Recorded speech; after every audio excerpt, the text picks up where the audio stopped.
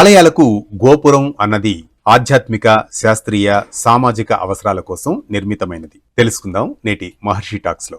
ఆగమ శాస్త్రం ప్రకారం గోపురం అన్నది భగవంతుని యొక్క పాదాలకు సంకేతం. అంతేకాదు దేవాలయం అన్నది శక్తి ప్రసార కేంద్రం. ఇక్కడ మనం శక్తిని సంగ్రహిస్తూ ఉంటాం. భగవంతుడు సర్వోన్నతుడు, ఈయన సమాజ సంరక్షకుడు కూడా. అంతేకాదు ఏ అంశానికి చింతించవలదు, నేనున్నాను అని భగవంతుడిచ్చే భరోసా ఈ గోపురంగా చెబుతారు. ఇక ఈ గోపురం, గాలి గోపురం ఇలాంటివన్నీ పిడుగుల నుంచి రక్షణ కూడా కల్పిస్తుంది సమాజానికి. ఇక ఆధ్యాత్మికంగా పరిశీలించినట్లయితే దూరం నుంచి ఈ గోపురాన్ని సందర్శించిన భగవంతుని కృప మనకు లభిస్తుందనేది ఇందులో ఉన్న ఆంతర్యంగా చెబుతారు పెద్దలు. మన సంస్కృతి సంప్రదాయానికి విశిష్టమైన చిహ్నం ఈ గోపురం. ఇవి దేవాలయం, గోపురంకున్న విశేషాలు. ఇలాంటి మరిన్ని అంశాలను కొనసాగించేందుకు యూట్యూబ్, ఇన్స్టాగ్రామ్లలో సబ్స్క్రైబ్ చేసుకోండి. మహర్షి టాక్స్, మీ ఆర్కే కొత్తకోటతో. పండుగే కాదు, రోజువారీ విశిష్టత కూడా మిస్ అవుతున్నారా?